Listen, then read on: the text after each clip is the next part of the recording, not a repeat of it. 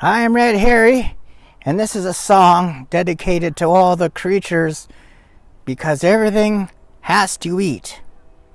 Everything has to eat. Everything has to eat. When you're walking down the street to the store with your favorite treat, everything has to eat. Everything has to eat. When you look on up and you hear a crow looking straight at your kimchi bowl, everything has to eat. Everything has to eat. Imagine you're a bear seeing tree fruits everywhere. Everything has to eat. Everything has to eat. In the stream of flying fish eats a bug that's so delish. Everything has to eat. Everything has to eat. When you see a crawling snail as you're crunching up a Coquitlam trail, everything has to eat.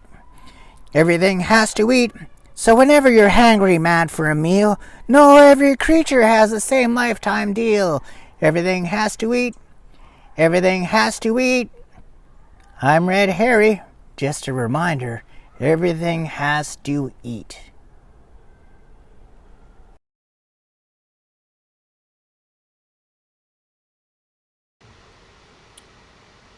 Hello, my name is Martin Sparrow and I'm from Musqueam. The song is from Chilliwack and my grandmother was from the Jimmy Reserve. Oh, oh, oh,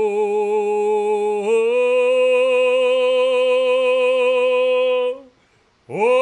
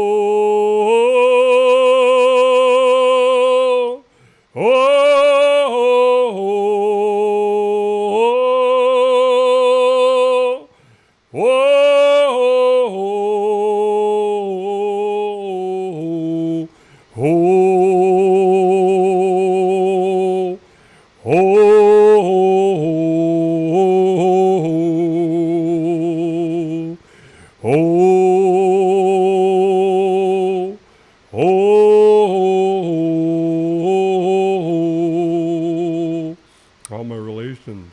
Ooh.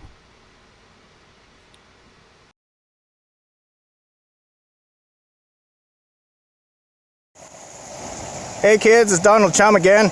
We would like to send a special birthday greeting to Gemma, who's 9. It's huge! It's your last year of single-digit numbers in your line of birth. So, just like this concrete salmon, in a year you're gonna be bigger. So happy birthday, Gemma, from Donald Chum and Humpty Dumpty the egg and this concrete fish. Not a dish, you can't eat it. Happy birthday, Gemma. Check, check, check, check, check. Check this out, kids. I'm Donald Chum. Thank you for watching today. And yes, I would like to introduce myself. I'm Donald Chum from the watershed. And for those of you that may love salmon, you will know chums. We're in the watershed here in the lower coastal traditional territories of the Coast Salish people. And yes, I'm a little what you would call a fly, or fry. Sorry, I like to eat flies, but I'm not quite a full adult yet. But I think big because one day I will be an adult. So today, I would like to talk about humpback whales. These are friends of ours in the ocean, and what we have here is a pancake of a humpback whale. Look how huge! It's huge. Look. So the humpback is about maybe 10 school buses long. So this is not the actual size, but in relation, I am much smaller to a full adult humpback. So you can see here it has a tail known as the fluke, and much like myself, it likes to eat fish. I'll eat smaller fish once I'm out in the ocean, but it does like to eat herring, and we'll usually go fishing, so to speak, with a mate, and they'll swim in circles, and they will breach the ocean and eat herring. Yeah. So let me explain a little bit in more detail. So what the humpback will do is they will circle a herring ball, and that's how the herring swim together. So they look huge, and the humpback whales will swim in circles around them, and then come up, and then eat some herring for breakfast. So that is the humpback feeding described by myself, Donald Chum. All right, I'd like to introduce a few friends. As you may know, that salmon are very popular with many species, and I would like to introduce a follower. This is the Rice Crispy Bear, the Crispy Rice Bear. We don't have a clearance to use a corporate name. And here we have the Crispy Rice Bear. It's made out of crispy rice, and it is a follower of mine. I prefer the bear as a follower than a consumer, if you know what I mean. Yes. So this is the Crispy Bear. Thank you very much, Crispy Bear. Go back to your den. It's winter. Okay. And I'd like to introduce another friend. Oh, straight from the ocean, likes to eat another fishy relative of mine, the Chinook Salmon. This is what is called an Orca. It's also a cetacean like the humpback. Oh, there it is. It's breaching the water, and there we go. This is the Crispy Rice Orca. Hello there. Hello. Yes, your traditional diet of the orca whale is Chinook, and if the transient also like to eat larger mammals like sea lions and seals, and yes, so this is the Crispy Rice Orca. Thank you very much for visiting. Great, and I talked earlier about one of the food sources of the humpback, and I'm gonna bring another pancake out. Hold on just a sec. Red Harry, can you bring a pancake? Okay, just a sec. Okay, it's the Donald. I'm back, and we switched the pancakes here, and this is a very large pancake replica of a herring. And at this time of year, which is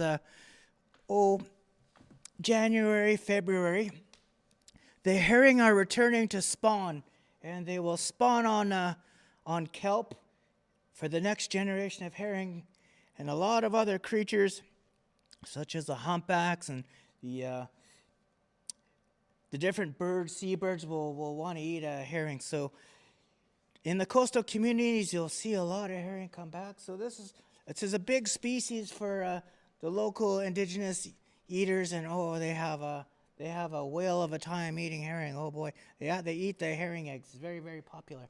So there you go. You can see the tail and some scales there. So that's not quite the actual size in relation to me, but it's a replica. So there you go. That is the herring. Yep. All right, I'm gonna bring another friend in. Hey everyone, it's the Donald again, I've got another friend. This is my buddy, the yellow eye rockfish, and just hanging out here, but also known as the red snapper. So the yellow eye rockfish is a very, very rare fish, also known as the elders of the deep sea. So look at those yellow eyes, and you'll know them as red snapper. So if you go to your local seafood store, you may see our buddy the yellow eye rockfish. Hello there. All right, has nothing to say right now, but anyways, this is the yellow eye rockfish, and we'll be coming in future episodes and getting to know a little bit about the yellow eye rockfish. So there we go. That's yellow eye. That's another follower of mine. It's Jay Peachy here, and we have Donald Chum. Hey, Don. Don, speak up. So today's episode is Humpback Whales. What do you think about that, Don? That's amazing. Humpbacks are huge. All right, so Tiffany is going to share some facts that she's found out about humpbacks, and we got the Donald, not that Donald Chum, who's also going to learn along the way about humpback whales. So Wow. Tiffany, what do you have to share about humpbacks today? Well, thank you, Donald Chum, for introducing yourself and introducing me. Yes, you're right. Humpbacks are amazing and they are huge. How huge do you think? So specifically, they can grow up to 15 meters. And if you don't know how long 15 meters is, it's about the size of a school bus. Pretty big. And humpbacks, when you hear humpbacks, you're like, well, do they have a big hump on their back? Well, in fact, they don't have such a big hump. They look like they have a hump because when they do deep diving, they do a big arch above the surface and they breach and they do it very deep diving. And the reason they do that is to hunt for food. They love eating. They love eating. And they can eat up to 2,000 pounds of crustaceans and schools of fish, little fish per day. What do you think of that, Chum? Can you eat that much food? That's huge. Don't think it's a lot. It's a lot of fish. Huge. Huge. Yeah, it's a lot of fish, Don. And Don is very new. He's what you call like a salmon fry. So he's so could be mistaken for a krill, but Donald is never that size when he's on the ocean. So just this size in the springtime in the watershed, and then gets a little bit more girth, and then can survive into the great blue ocean. So Don is a little young, and would not likely run into a humpback unless Don escaped the watershed a little earlier than planned. But yeah, the Don stays local and then becomes a smolt, which is a little bigger than a fry, and then gets out to the ocean. So yes. Nice. Well, if you do meet a humpback out there, make sure you say hi to the humpbacks for me, because I've never ever seen a humpback before. Yeah, well, you got to go out there. You have to be on holidays to really see a humpback. You're not likely to see a humpback in day-to-day travel. That is so true. And speaking of holidays and traveling, humpbacks love to travel, and they're one of the biggest mammals that travel the longest, that we know. And they travel all over the oceans, not specifically to any ocean. They just go everywhere from the north to the south to tropical areas, and they love going towards the shorelines and harbors. They're very curious as well. And one of the most social out of the whales, they also have this hobby. I don't know if it's a hobby or they just really love it. They love to sing. Can you believe it? They love to sing. They're Have you quite the ever heard of that sing? Yeah, there's some pretty amazing like humpback whale calls online. It's they're they don't know if it, why they communicate certain songs, and it's quite fascinating. And yeah, they're long journeys.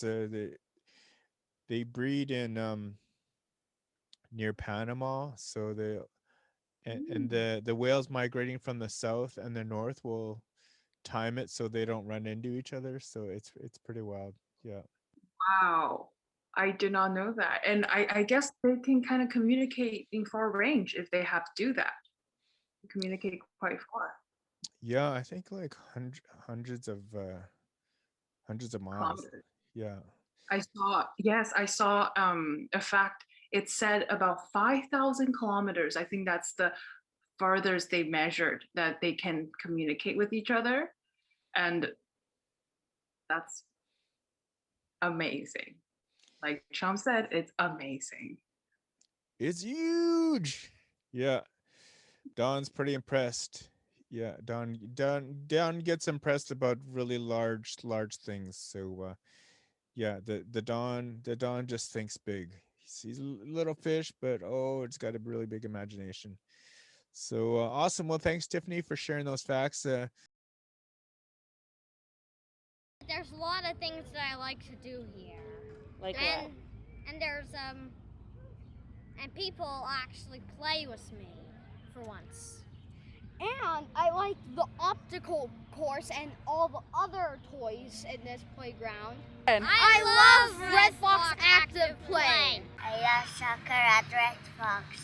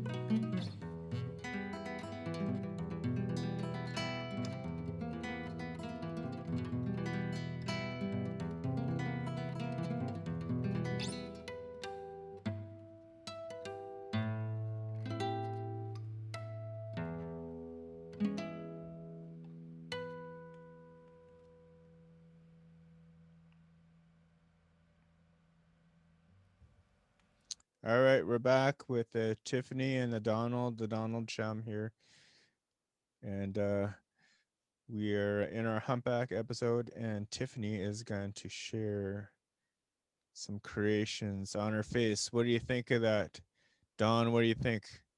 It's gonna be huge, huge. It's gonna be the best. Don's pretty confident. It's gonna look great. So, what do you have, Tiffany, for us today? What do I have? I have some blue. But we're not painting blue whales. We have some blue. So I'm going to do something that's something that I've not done before. And it's going to be related to food.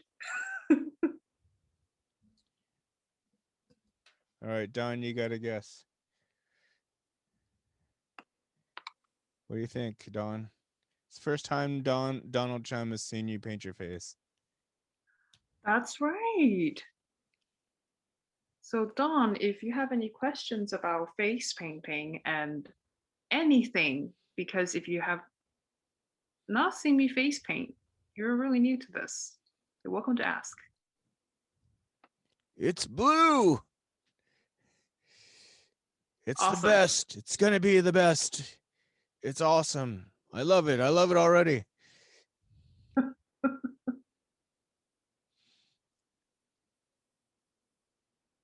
Looks like you got some circles. What do you think, Don?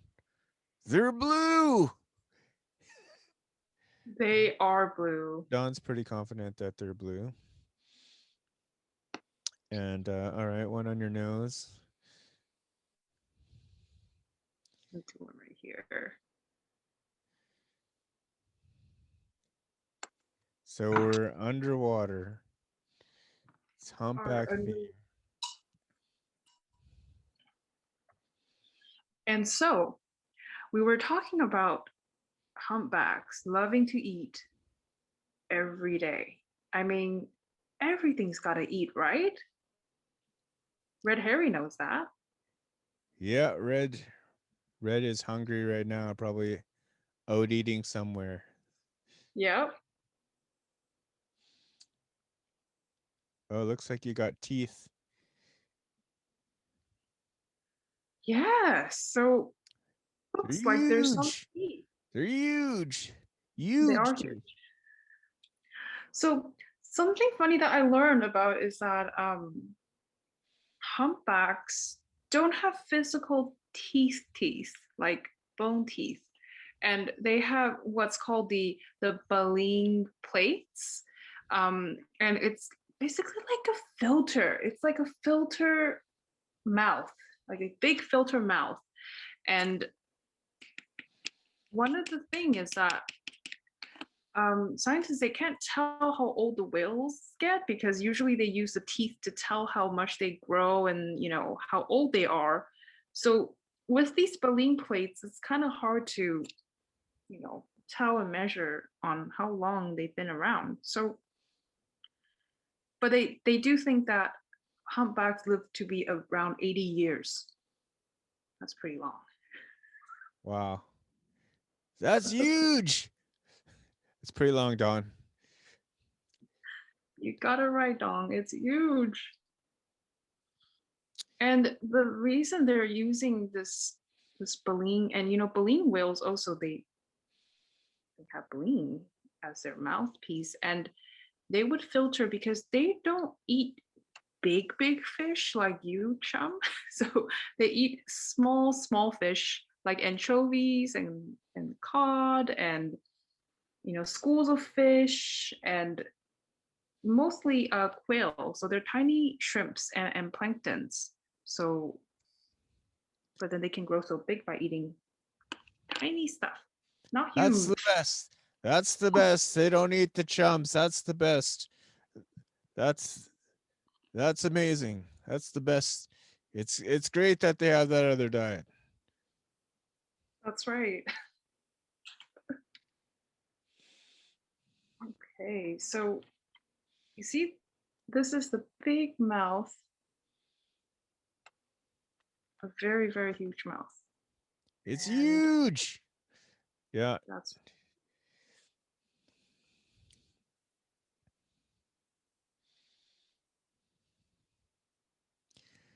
Don, would you like to do your best humpback imitation?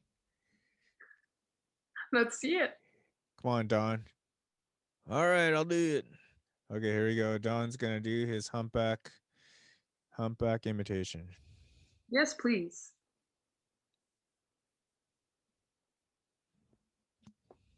Ooh. That was the best. I do the best humpback imitations. Nobody does them better than me.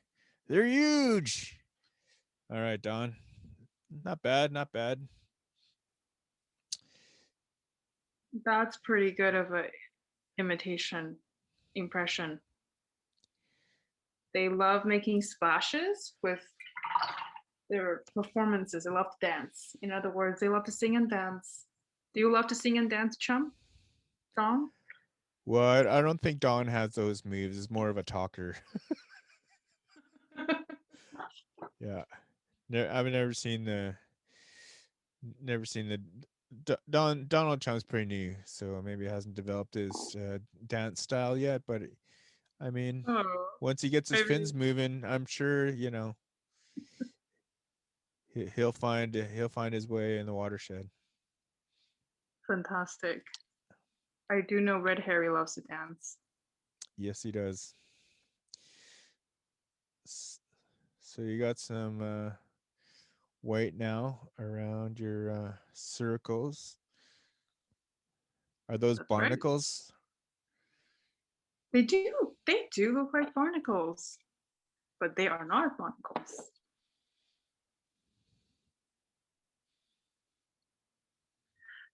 Actually, I don't know that. I think humpbacks have lots of barnacles on them. They do. They have quite a few passengers.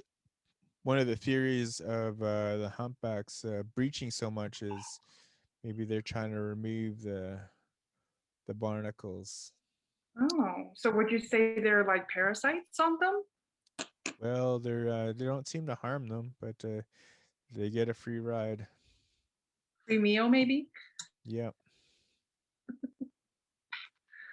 All right. So these round blue circles are actually called bubble nets or net bubbles. Ah. And this hungry whale just loves blowing bubbles so that it can trap, he or she can trap its prey and its lunch. This is their hunting routine where they swim in pairs and they bubble up. They bubble up.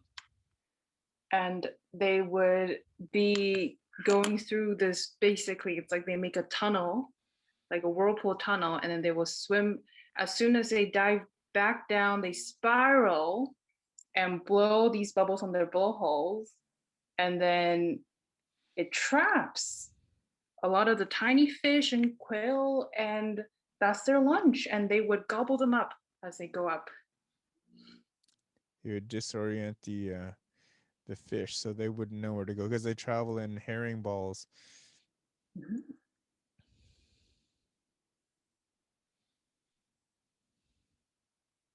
I've got some orange.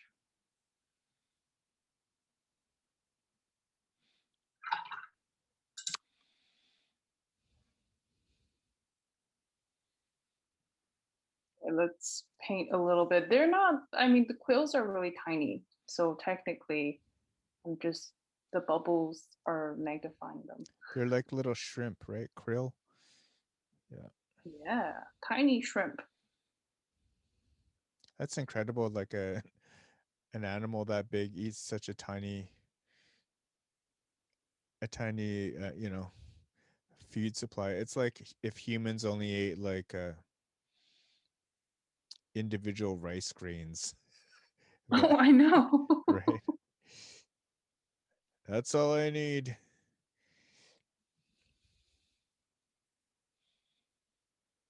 And what do you think should be right on the nose, Chum? Don. Oh, I don't know. It's maybe something huge. Don's pretty fixated on things that are huge. Okay. Maybe we will put something that's huge from a plankton perspective. So maybe like a little anchovy. I mean, a huge anchovy for the plankton.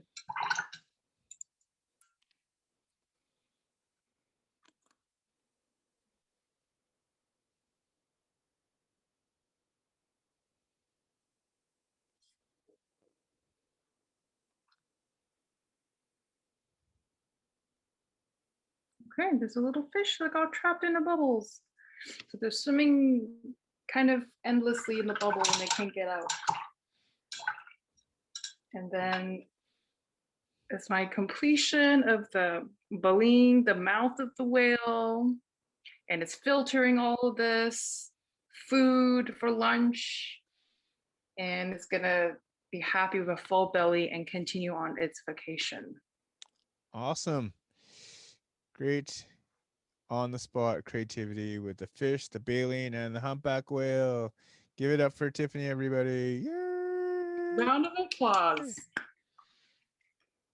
Awesome. Well, thanks everybody for tuning in for another edition of Pancakes and Puppetry.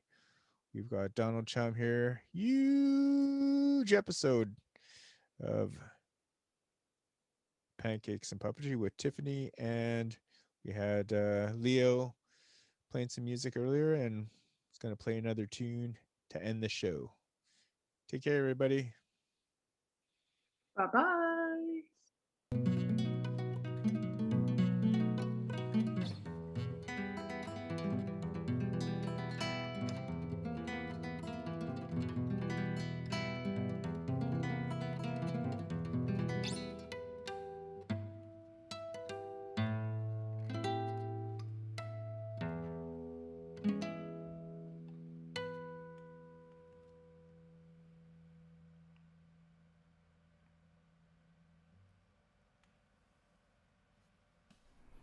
I am Red Harry, and this is a song dedicated to all the creatures because everything has to eat.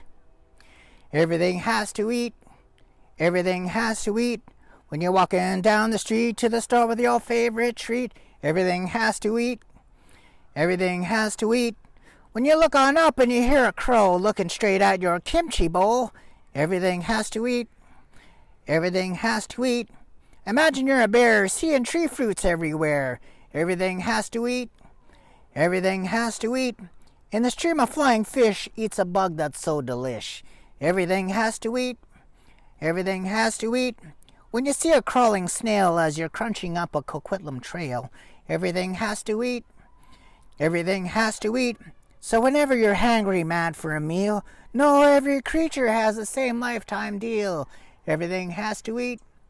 Everything has to eat. I'm Red Harry. Just a reminder, everything has to eat.